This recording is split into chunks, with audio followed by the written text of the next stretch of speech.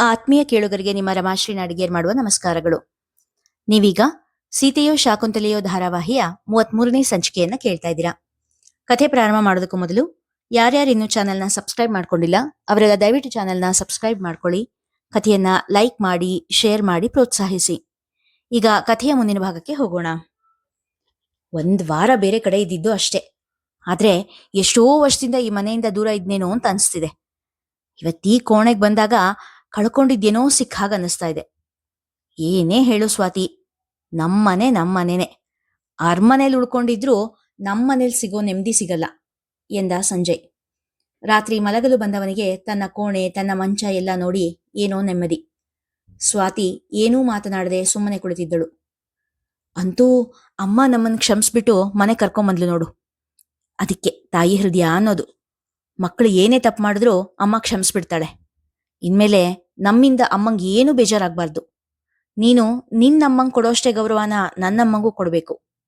ಕೊಡ್ತೀಯ ಅಲ್ವಾ ಚಿನ್ನ ಎಂದಾಗ ತಲೆ ಬಗ್ಗಿಸಿಯೇ ಎನ್ನುವಂತೆ ತಲೆ ಆಡಿಸಿದಳು ಸ್ವಾತಿ. ಅವಳ ಕಣ್ಣಿಂದ ಒಂದೆರಡು ಹನಿ ಅವಳ ಮುಂಗೈ ಮೇಲೆ ಬಿದ್ದಿದ್ದನ್ನು ನೋಡಿದ ಸಂಜಯ್ ಅವಳ ಗದ್ದ ಹಿಡಿದು ಮುಖವನ್ನು ಮೇಲೆತ್ತಿದ. ಯಾಕ್ ಚಿನ್ನ ಅಳ್ತಾ ಇದೀಯಾ? ಅಮ್ಮನ್ ನೆನ್ಪಾಯ್ತಾ? ಒಂದೆರಡು ದಿನ ಬಿಟ್ಟು ಅಲ್ಲಿಗೂ ಹೋಗೋಣ, ಅವರು ಕ್ಷಮಿಸ್ತಾರೆ. ಮುದ್ದು, ಅಳ್ಬೇಡಮ್ಮ ಎನ್ನುತ್ತಾ ಅವಳನ್ನು ಬಳಸಿದ. ಸಂಜೆನ ಎದೆ ಮೇಲೆ ತಲೆ ಇಟ್ಟು ಸ್ವಾತಿ ಬಿಕ್ಕಿದಳು. ನಿಮ್ಮಮ್ಮಂಗೆ ಇನ್ನೂ ನನ್ನ ಮೇಲೆ ಕೋಪ ಇದೆ ಸಂಜು ಎಂದಳು ಅಳುವಿನ ನಡುವೆಯೇ. ಸಹಜ ಅಲ್ವಾ ಚಿನ್ನ? ಇದ್ದಕ್ಕಿದ್ದ ಹಾಗೆ ಮಗ ಯಾರನ್ನೋ ಕರ್ಕೊಂಬಂದು ಅವಳಿಗೋಸ್ಕರ ನಿನ್ನನ್ನು ಬಿಟ್ಟು ಹೋಗ್ತೀನಿ ಅಂತ ಹೇಳಿದ್ರೆ ಯಾವ ತಾಯಿಗಾದ್ರೂ ಆ ಹುಡುಗಿ ಮೇಲೆ ಕೋಪ ಬಂದೇ ಬರುತ್ತೆ ಅಲ್ವಾ ಎಂದು ಹೇಳಿ ಅವಳ ತಲೆ ನೇವರಿಸುತ್ತಾ, ಅಮ್ಮನ್ ಮಾತು ಸ್ವಲ್ಪ ಒರಟು, ಆದ್ರೆ ಮನ್ಸು ತುಂಬಾ ಮೃದು. ಅವಳು ರೇಗಿದ್ರೆ, ಏನಾದ್ರೂ ಬೈದ್ರೆ ನೀನ್ ಸುಮ್ನಿದ್ಬಿಡು ಅಷ್ಟೇ. ನೀನು ನಿನ್ ಪ್ರೀತಿಯಿಂದ ಅವ್ರ ಪ್ರೀತಿನ ಪಡಿಬೇಕು, ನಿನ್ ಸಹನೆಯಿಂದ ಅವ್ರನ್ನ ಗೆಲ್ಬೇಕು. ನಿನ್ನಂತ ಮುದ್ದು ಹುಡುಗಿ ಮೇಲೆ ಯಾರಾದ್ರೂ ಹೆಚ್ಚು ದಿನ ಬೇಜಾರಾಗಿರೋಕ್ ಸಾಧ್ಯನಾ ಮುದ್ದು? ಹೆಂಡತಿಯನ್ನು ರಂಭಿಸಿದನು. ಬರೀ ಇದೇ ಮಾತಾಡ್ಕೊಂಡಿರೋಕ ನಾವು ಮದುವೆ ಆಗಿದ್ದು ಎಂದು ಕೇಳುತ್ತಾ ಅವಳನ್ನು ಮುದ್ದಿಸತೊಡಗಿದನು. ಸಂಜಯನ ಪ್ರೀತಿಯ ಬಿಸಿ ಅಪ್ಪುಗೆಯಲ್ಲಿ ಸ್ವಾತಿ ಕರಗಿದಳು. ಅವನ ಪ್ರೀತಿಯ ಪ್ರತಿಚರಿಗೂ ಅರಳಿದಳು. ಹಾಲು ಜೇನಿನಂತೆ ಬೆರೆತರು ದಂಪತಿಗಳು. ರಾತ್ರಿ ಕೆಳದು ಬೆಳಗಾಗಿತ್ತು. ಅತ್ತೆ ಮನೆಯಲ್ಲಿ ಸ್ವಾತಿಯ ಮೊದಲ ದಿನ ಪ್ರಾರಂಭವಾಗಿತ್ತು. ಏ ಹುಡುಗಿ, ಇದಿಷ್ಟು ಬಟ್ಟೆ ಒಗೆದು ಒಣ ಹಾಕ್ಬಿಡು, ತಗೋ ಈ ಸೋಪು ಎನ್ನುತ್ತಾ ಒಂದು ಸೋಪಿನ ತುಂಡು ಕೊಟ್ಟು ಒಂದು ಬಕೆಟ್ನಷ್ಟು ಬಟ್ಟೆ ತುಂಬಿಕೊಟ್ಟರು ವಿಜಯಮ್ಮ. ಸ್ವಾತಿಯ ಕಣ್ಣು ಮೂಲೆಯಲ್ಲಿದ್ದ ವಾಷಿಂಗ್ ಮಿಷಿನ್ ಕಡೆ ಹರಿಯಿತು.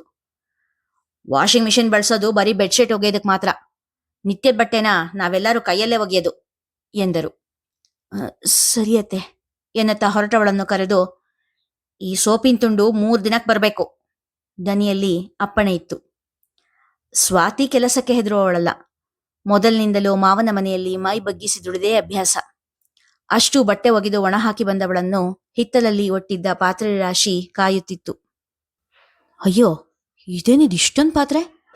ಇರೋ 5-6 ಜನಕ್ಕೆ ಇಷ್ಟೊಂದು ಪಾತ್ರೆ ಬಳಸ್ತಾರಾ? ಅಚ್ಚರಿಗೊಂಡು ಅಡಿಗೆ ಮನೆ ಕಡೆ ನಡೆದಳು. ಫಿಲ್ಟರ್ನಿಂದ ಡಿಕಾಕ್ಷನ್ ತೆಗೆದು ಹಾಲು ಹಾಕಿ ಬೆರೆಸಿ ಬಿಸಿ ಮಾಡಲು ಗ್ಯಾಸ್ ಹೊತ್ತಿಸಿದಳು. ಏ ಹುಡುಗಿ, ಏನ್ ಮಾಡ್ತಿದ್ಯಾ? ಜೋರಾಗಿಯೇ ಕೇಳಿದಳು ವಿಜಯಮ್ಮ. ಅದು ಸ್ವಲ್ಪ ಕಾಫಿ ಮಾಡ್ಕೊಳ್ತಾ ಇದ್ದೆ ಅತ್ತೆ, ನಿಮ್ಗೂ ಕೊಡ್ಲಾ ಕೇಳಿದಳು ನಿಧಾನವಾಗಿ. ನೋಡ್ ಹುಡುಗಿ, ನಮ್ಮನೇಲಿ ಹಂಗೆಲ್ಲ ಪದೇ ಪದೇ ಕಾಫಿ ಮಾಡ್ಕೊಡಿಯೋ ಅಭ್ಯಾಸ ಇಲ್ಲ. ಮತ್ತೆ ಎಲ್ರಿಗೂ ಒಟ್ಟಿಗೆನೆ ಕಾಫಿ ಮಾಡೋದು, ಒಬ್ಬೊಬ್ರಿಗೆ ಒಂದೊಂದ್ಸರ್ತಿ ಕಾಫಿ ಮಾಡೋದು, ಬಿಸಿ ಮಾಡೋದು ಅದೆಲ್ಲ ಅಭ್ಯಾಸ ಇಲ್ಲ. ನೀನು ಈ ಅಭ್ಯಾಸಕ್ಕೆ ಹೊಂದ್ಕೊಳ್ಬೇಕು ಎಂದು ಹೇಳಿ ಗ್ಯಾಸ್ ಆಫ್ ಮಾಡಿ, ಇದು ಸಾಯಂಕಾಲ ಕಾಫಿ ಟೈಮಿಗೆ ಮಾಡೋಕಾಯ್ತು ಬಿಡು, ಸುಮ್ಮನೆ ವೇಸ್ಟ್ ಮಾಡಬೇಡ ಎಂದು ಹೇಳಿ ಹೋದರು. ಬಟ್ಟೆ ಒಗೆದವಳಿಗೆ ಸ್ವಲ್ಪ ಕಾಫಿ ಕುಡಿಯಬೇಕು ಎನಿಸಿತ್ತು. ಬೆಳಿಗ್ಗೆ 8 ಗಂಟೆಗೆ ತಿಂದ ಉಪ್ಪಿಟ್ಟು ಅದಾಗಲೇ ಕರಗಿ ಹೋಗಿತ್ತು. ಖಾಲಿ ಹೊಟ್ಟೆ ಚುರುಗುಟ್ಟುತ್ತಿತ್ತು. ಗಡಿಯಾರ ಇನ್ನೂ 11:30 ತೋರಿಸುತ್ತಿತ್ತು. ಕಾಫಿ ಕುಡಿಯಲೇ ಕಟ್ಟುಪಾಡು ಹಾಕಿದವರು ಇನ್ನು ಊಟ ತಿಂಡಿ ವಿಷಯಕ್ಕೆ ಏನು ಹೇಳುವರು ಎಂದು ಯೋಚಿಸಿ 1 ಲೋಟ ನೀರು ಕುಡಿದು ಪಾತ್ರೆ ತೊಳೆಯಲು ಹೋದಳು. ಪಾತ್ರೆ ತೊಳೆದು ಮುಗಿಸಿ ಬಂದವಳಿಗೆ ಅತ್ತೆ ಊಟ ಮಾಡುತ್ತಾ ಟಿವಿ ನೋಡುತ್ತಾ ಇದ್ದಿದ್ದು ಕಂಡಿತು. ಅತ್ತೆ, ಏನಾದ್ರೂ ಬೇಕಾ? ಹಾಕ್ಲಾ ಎಂದು ಕೇಳಿದಳು ಸ್ವಾತಿ. ಅಯ್ಯಯ್ಯೋ, ಸಾರಿ ಕಣಮ್ಮ, ನಂಗೆ ನೀನಿರೋದೇ ಮರ್ತೋಯ್ತು. ದಿನ ಒಬ್ಳೆ ಊಟ ಕೂತ್ಕೋತಾ ಇದ್ನಲ್ಲ, ಹಾಗೆ ಕೂತ್ಕೊಂಡ್ಬಿಟ್ಟೆ ಏನು ಅನ್ಕೋಬೇಡಮ್ಮ. ನೀನು ಒಂದು ತಟ್ಟೆಗೆ ಬಡ್ಸ್ಕೊಂಬಂದ್ಬಿಡು. ನಂಗೆ ಮಜ್ಜಿಗೆ ಅನ್ನಕ್ಕೆ ಸ್ವಲ್ಪ ಅನ್ನ ಹಾಕ್ಬಿಡು ಎಂದರು ಮೃದುವಾದ ದನಿಯಲ್ಲಿ. ಸರಿ ಅತ್ತೆ ಎನ್ನುತ್ತಾ ಅನ್ನದ ಪಾತ್ರೆ ನೋಡಿದವಳಿಗೆ ಕಣ್ಣು ತುಂಬಿ ಬಂದಿತ್ತು. ಇರುವ ಅನ್ನ ತನಗೆ ಸಾಲದಾಗುತ್ತೆ ಎಂದು ಹೇಳಲು ಸಂಕೋಚ ಎನಿಸಿದರೂ ಹೊಟ್ಟೆ ಚಿರುಗುಡ್ತಾ ಇದ್ದುದರಿಂದ, ಅತ್ತೆ, ಅನ್ನ ಕಡಿಮೆ ಇದೆ, ಸ್ವಲ್ಪ ಅನ್ನಕ್ಕಿಟ್ಟು ಬಿಡ್ತೀನಿ ಎಂದಳು. ಹೋ, ಅನ್ನ ಕಡಿಮೆ ಇದೆಯಾ? ಇಷ್ಟನ್ನ ನಿಂಗೆ ಕಡಿಮೆ ಆಗುತ್ತಾ? ಒಂದು ಕೆಲಸ ಮಾಡು, ನಂಗೆ ಮಜ್ಜಿಗೆ ಅನ್ನಕ್ಕೆ ಅನ್ನ ಏನು ಬೇಡ, ಇರೋ ಅಷ್ಟನ್ನ ನೀನು ಹಾಕ್ಕೊಂಡ್ಬಿಡು. ಸಂಜೆ ಕಾಫಿ ಜೊತೆಗೆ ಏನಾದ್ರು ತಿಂಡಿ ಮಾಡ್ತೀನಂತೆ ಎಂದರು. ಸ್ವಾತಿಗೆ ಪಿಚ್ಚನಿಸಿತು. ಆದರೂ ಏನೂ ಹೇಳದೆ ಇದ್ದದ್ದಷ್ಟನ್ನು ಹಾಕಿಕೊಂಡು ಊಟ ಮಾಡಿದಳು. ಅಮ್ಮನ ನೆನಪಾಗಿತ್ತು. ಅತ್ತೆ ರೇಣುಕಾ ಕೂಡ ಅನ್ನ ಕಡಿಮೆ ಇಡುತ್ತಿದ್ದುದು, ದೇವಿಕಾ ತಾವು ಕಡಿಮೆ ತಿಂದು ತನಗೆ ಅಣ್ಣನಿಗೆ ಹೊಟ್ಟೆ ತುಂಬಾ ತಿನ್ನಿಸುತ್ತಾ ಇದ್ದಿದ್ದು ನೆನಪಾಗಿ ಕಣ್ಣು ತುಂಬಿ ಬಂತು. ಬೇಗ ಬೇಗನೆ ಊಟ ಮುಗಿಸಿದಳು. ಊಟ ಮುಗಿಸಿ ಸೋಫಾದ ಮೇಲೆ ಕುಳಿತಳು ಸ್ವಾತಿ. ನನಗೆ ಮಧ್ಯಾಹ್ನ ಸ್ವಲ್ಪ ಹೊತ್ತು ಮಲಗೋ ಅಭ್ಯಾಸ ಇದೆ, ನಾನು ರೂಮಲ್ಲಿ ಮಲಗ್ತೀನಿ ಎಂದು ಹೇಳಿ ವಿಜಯಮ್ಮ ತಮ್ಮ ಕೋಣೆಗೆ ಹೋದರು. ಒಬ್ಬಳೇ ಕುಳಿತಿರಲು ಬೇಸರವಾಗಿ ಟಿವಿ ಹಾಕಿದಳು ಸ್ವಾತಿ. ಟಿವಿ ಆನ್ ಆದ ಕೂಡಲೇ ಎದ್ದು ಬಂದ ವಿಜಯಮ್ಮ, ಏ ಹುಡುಗಿ, ಟಿವಿ ಆಫ್ ಮಾಡು, ನಂಗೆ ಸದ್ದು ಗದ್ಲ ಇದ್ರೆ ನಿದ್ದೆ ಬರಲ್ಲ ಎಂದು ಹೇಳಿದಾಗ ಬೇರೆ ದಾರಿ ಕಾಣದೆ ಸ್ವಾತಿ ಕೂಡ ಮಲಗಲು ಹೋದಳು. ಏ ಹುಡುಗಿ, ಎದ್ದೇಳು, ಅದೇನ್ ಕುಂಭಕರ್ಣದ ವಂಶದೊಳೇನ್ ನೀನು? ತಗೋ, ಕಾಫಿ ಬಿಸಿ ಮಾಡಿದ್ದೀನಿ ಎಂದರು. ಮಧ್ಯಾಹ್ನ ಊಟದ ಸಮಯಕ್ಕೆ ಹೇಳಿದ ತಿಂಡಿ ವಿಚಾರ ಇಬ್ಬರಿಗೂ ನೆನಪಾಗಲಿಲ್ಲವೋ ಅಥವಾ ಮರೆತಂತೆ ನಟಿಸಿದರು. ಸೊಸೈಟಿಯಿಂದ ತಂದಿರೋ ಅಕ್ಕಿ ಇದೆ, ಅದರಲ್ಲಿ ಸ್ವಲ್ಪ ಕಲ್ಲು ಭತ್ತ ಇದೆ, ಬಾ ಇಬ್ರು ಕೂಡಿ ಆರಿಸ್ಬಿಡೋಣ ಎಂದು ಹೇಳಿ 10 kg ಅಕ್ಕಿ ತಂದಿಟ್ಟರು. ಸ್ವಲ್ಪ ಹೊತ್ತಿನಲ್ಲೇ ಪಕ್ಕದ ಮನೆಯವರಿಂದ ವಿಜಯಮ್ಮ ಎನ್ನುವ ಕರೆ ಬಂದಿತು. ಹೊರಗಡೆ ಹೋದ ವಿಜಯಮ್ಮ 10 ನಿಮಿಷಗಳ ನಂತರ ಒಳಗೆ ಬಂದವರು, ಏ ಹುಡುಗಿ, ನಾನು ದೇವಸ್ಥಾನಕ್ಕೆ ಹೋಗ್ಬರ್ತೀನಿ, ನೀನು ಅಕ್ಕಿ ಹಸನ್ ಮಾಡಿ ಈ ಡಬ್ಬಿಗೆ ತುಂಬಿಡು, ಸಂಜೆ 6:15 ಮುಂಚೆನೆ ಮನೆ ಕಸ ಗುಡಿಸ್ಬಿಟ್ಟು ದೇವ್ರ ಮುಂದೆ ದೀಪ ಹಚ್ಬಿಡು ಎಂದು ಹೇಳಿ ಒಳ್ಳೆ ಸೀರೆ ಉಟ್ಟು ತುರುಬಿ ಹಾಕಿಕೊಂಡು ಹೊರಗೆ ಹೊರಟರು. ಅಷ್ಟು ಅಕ್ಕಿ ಕ್ಲೀನ್ ಮಾಡುವ ವೇಳೆಗೆ ಸ್ವಾತಿಗೆ ಬೆನ್ನು ನೋವು ಬಂದಿತ್ತು. ಮನೆ ಕಸ ಗುಡಿಸಿ ದೇವರ ಮುಂದೆ ದೀಪ ಹಚ್ಚಿ ಕೈ ಮುಗಿದು ನಿಂತವಳಿಗೆ ಅಮ್ಮನ ನೆನಪು ನುಗ್ಗಿ ಬಂದಿತ್ತು. ತನ್ನ ಫೋನ್ ತೆಗೆದುಕೊಂಡು ಮಾವನ ಮನೆ ಲ್ಯಾಂಡ್ಲೈನ್ಗೆ ಕಾಲ್ ಮಾಡಿದಳು. ರಿಂಗಾಯ್ತೆ ಹೊರತು ಯಾರೂ ಫೋನ್ ರಿಸೀವ್ ಮಾಡಲಿಲ್ಲ. ಸ್ವಲ್ಪ ಹೊತ್ತು ಬಿಟ್ಟು ಮತ್ತೆ ಕಾಲ್ ಮಾಡಿದಳು, ಆದರೆ ಅದು ವ್ಯರ್ಥವೇ ಆಯಿತು. ಗಡಿಯಾರ ನೋಡಿದಳು. ಇನ್ನೇನು ಸಂಜು ಬರೋ ಹೊತ್ತಾಯ್ತೆಂದು ನೆನೆದು ನೀಟಾಗಿ ತಲೆ ಬಾಚಿ ಮುಖ ತೊಳೆದು ಬಂದಳು. ಅಷ್ಟರಲ್ಲಿ ಸಂಜು ಮನೆಗೆ ಬಂದಿದ್ದ. ಅದೇ ತಾನೇ ಅರಳಿದ ಹೂವಿನಂತೆ ಕಾಣುತ್ತಿದ್ದ ತನ್ನ ಹುಡುಗಿಯನ್ನು ಕಂಡು ಸಂಜಯನಿಗೆ ಬೆಳಗಿನಿಂದ ಕೆಲಸ ಮಾಡಿದ್ದ ಆಯಾಸ ಪರಿಹಾರ ಆದಂತಾಯಿತು. ಮನೇಲಿ ಯಾರೂ ಇಲ್ವಾ? ನಿಧಾನವಾಗಿ ಕೇಳಿದ. ಇಲ್ಲ, ಅತ್ತೆ ದೇವಸ್ಥಾನಕ್ಕೆ ಹೋಗಿದ್ದಾರೆ, ಸಾನು ಸಂಕೇತ್ ಇನ್ನೂ ಬಂದಿಲ್ಲ ಎನ್ನುತ್ತಿದ್ದವಳ ತನ್ನ ಬಳಿಗೆ ಸೆಳೆದುಕೊಂಡು ತೋಳಿನಲ್ಲಿ ತುಂಬಿಕೊಂಡ. ಗಂಡನ ಬಾಹುಬಂಧನ ಬೆಳಿಗ್ಗೆಯಿಂದ ಇದ್ದ ಎಲ್ಲಾ ಬೇಸರವನ್ನು ಒಂದೇ ಏಟಿಗೆ ಹೊಡೆದು ಓಡಿಸಿತ್ತು. ಬಿಗಿಯಾಗಿ ತಬ್ಬಿದವನ ಕೈಗಳ ತುಂಟಾಟಕ್ಕೆ ಸ್ವಾತಿ ನಾಚಿದ್ದಳು. ಬಿಡಿಪ್ಪ, ಯಾರಾದ್ರೂ ಬರ್ತಾರೆ ನಾಚುತ್ತಾ ಹೇಳಿದಳು ಸ್ವಾತಿ. ಈಗ ಬಿಡ್ತೀನಿ, ರಾತ್ರಿ ಬಾಕಿ ವಸೂಲಿ ಮಾಡ್ತೀನಿ ಎಂದವ ತನಗೆ ಬೇಕಾದ್ದನ್ನು ತೆಗೆದುಕೊಂಡೇ ಅವಳನ್ನು ಬಿಟ್ಟಿದ್ದ. ಕಾಫಿ ಬಿಸಿ ಮಾಡು, ಅಷ್ಟರಲ್ಲಿ ಕೈಕಾಲು ಮುಖ ತೊಳ್ಕೊಂಡು ಬರ್ತೀನಿ ಎಂದು ಹೋದವನ ಮಾತಿಗೆ ಹೂಗುಟ್ಟಿ ಅಡಿಗೆ ಮನೆ ಕಡೆ ನಡೆದಳು. ಗಂಡನ ಕಾಫಿಯಲ್ಲಿ ಪಾಲು ಪಡೆದು ಅವನೊಂದಿಗೆ ಸರಸವಾಗಿ ಕಾಲ ಕಳೆದವಳಿಗೆ ಸ್ವರ್ಗ ತನ್ನ ಕಾಲಬುಡದಲ್ಲೇ ಇದೆ ಎನಿಸಿತ್ತು. ಅಂತೂ ನೀನ್ ಪಾಸ್ ಆಗ್ಬಿಟ್ಟೆ, ಮಡದಿಯನ್ನು ಮುದ್ದಿಸುತ್ತಾ ಹೇಳಿದ ಸಂಜು. ಪಾಸ? ನಾನು ಯಾವ ಎಕ್ಸಾಮ್ ಬರ್ದಿದ್ದೀನಿ ಸಂಜು, ಪಾಸ್ ಆಗೋದು ಹೇಗೆ? ಅಚ್ಚರಿಯಿಂದ ಕೇಳಿದಳು ಸ್ವಾತಿ. ನಾನು ಹೇಳಿದ್ದು ಆ ಎಕ್ಸಾಮ್ ಅಲ್ಲ, ಲೈಫು ಅನ್ನೋ ಎಕ್ಸಾಮು, ಅದರಲ್ಲಿ ನೀನ್ ಪಾಸ್ ಆಗ್ಬಿಟ್ಟೆ. ಸ್ವಾತಿಯ ಮುದ್ದಾದ ಮೂಗು ಎಳೆದು ಹೇಳಿದ. ನಂಗೆ ಅರ್ಥ ಆಗ್ಲಿಲ್ಲ ಸಂಜು. ಅಚ್ಚರಿಯ ಮುಖ ಮಾಡಿ ಹೇಳಿದಳು ಸ್ವಾತಿ. ಏನ್ ಗೊತ್ತಾ, ನಮ್ಮಮ್ಮ ಇವತ್ತು ನಿನ್ನನ್ನು ತುಂಬಾ ಹೊಗಳ್ತಾ ಇದ್ರು.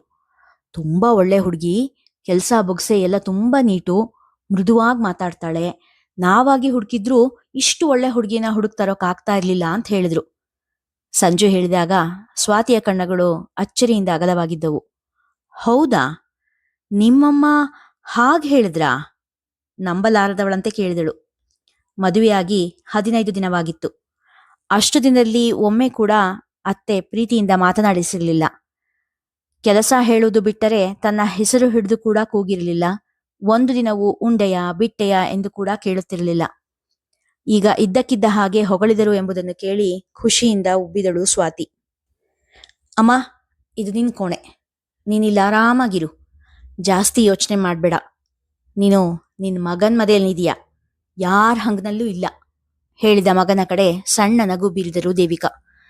ತಮಗಾಗಿ ಇದ್ದ ದಿವಾನ್ ಕಾಟ್, ಅದರ ಮೇಲಿದ್ದ ಶುಭ್ರವಾದ ಹೊದಿಕೆ, ರೂಮಿಗೆ ಹೊಂದಿಕೊಂಡಂತೆ ಇದ್ದ ಬಚ್ಚಲು ಎಲ್ಲ ನೋಡಿ ತೃಪ್ತಿಯಾಗಿತ್ತು. ಅಣ್ಣನ ಮನೆ ಎಷ್ಟೇ ಅನುಕೂಲವಾಗಿದ್ದರೂ ಅದು ತನ್ನದು ಎನಿಸುತ್ತಿರಲಿಲ್ಲ.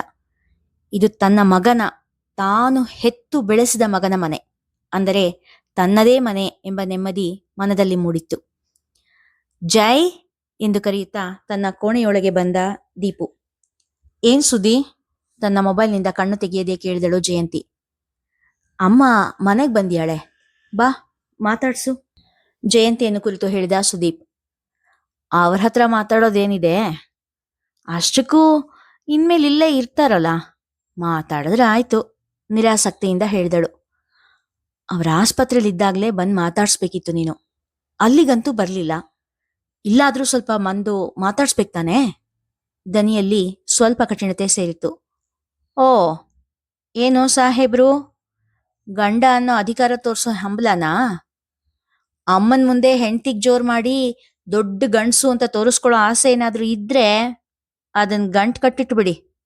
ಇದು ನನ್ನ ಮನೆ ಅನ್ನೋದ್ ನೆನಪಿರ್ಲಿ ಎಂದಾಗ ಸುದೀಪನ ಮನ ಮುದುರಿತು. ನಿನ್ನ ಮನೆನಾ? ಇದು ನಮ್ಮನೆ ಅಲ್ವಾ? ಸುದೀಪ ಹುಬ್ಬು ಮೇಲೇರಿಸಿ ಕೇಳಿದ. ಓ, ಸಾಹೇಬ್ರು ಮರ್ತಿದ್ದೀರಾ ಅನ್ಸುತ್ತೆ. ಈ ಮನೆ EMI ನನ್ನ ಸ್ಯಾಲ್ರಿಲ್ ಕಟ್ ಆಗ್ತಾ ಇರೋದು. ಅಂದ್ರೆ ಈ ಮನೆ ಎಂದಳು. ಅವಳ ಮಾತನ್ನು ಕೇಳಿ ಸುದೀಪ ಕುಗ್ಗಿ ಹೋದ. ದೀಪು, ಮನೆ ತುಂಬಾ ಚೆನ್ನಾಗಿದೆ ಕಣೋ, ಗಾಳಿ ಬೆಳಕು ಎಲ್ಲ ತುಂಬಾ ಅನುಕೂಲವಾಗಿದೆ, ಖುಷಿಯಿಂದ ಹೇಳುತ್ತಾ ಸುದೀಪನ ಕೋಣೆಗೆ ಬಂದರು. ಅಲ್ಲಿಯೇ ಇದ್ದ ಜಯಂತಿಯನ್ನು ನೋಡಿ, ಚೆನ್ನಾಗಿದೆಯಮ್ಮ ಎಂದು ಕೇಳಿದರು ಮಮತೆಯಿಂದ. ಹಾ, ಸದ್ಯಕ್ಕೆ ಚೆನ್ನಾಗಿದ್ದೀನಿ, ಒಣಸ್ವರದಿಂದ ಹೇಳಿ ಅಲ್ಲಿಂದ ಹೊರಗೆ ಹೋದಳು ಜಯಂತಿ. ಮುಖ ಮುರಿದಂತೆ ಮಾತನಾಡಿದ ಸೊಸೆಯ ನಡವಳಿಕೆಯಿಂದ ತುಸು ಬೇಸರವಾಗಿತ್ತು ದೇವಿಕಾಳಿಗೆ. ಇಲ್ಲಿಗೆ ಇಂದಿನ ಸಂಚಿಕೆ ಮುಗಿಯಿತು. ಮುಂದಿನ ಕಥೆ ಮುಂದಿನ ಸಂಚಿಕೆಯಲ್ಲಿ. ಕಥೆ ಇಷ್ಟವಾಗಿದ್ರೆ ಹೆಚ್ಚು ಜನರಿಗೆ ಶೇರ್ ಮಾಡಿ, ಕಥೆಯನ್ನ ಲೈಕ್ ಮಾಡಿ, ಹಾಗೆ ಕಾಮೆಂಟ್ ಸೆಕ್ಷನ್ನಲ್ಲಿ ನಿಮ್ಮ ಅಭಿಪ್ರಾಯ ತಿಳಿಸಿ ಪ್ರೋತ್ಸಾಹಿಸಿ. ಧನ್ಯವಾದಗಳು.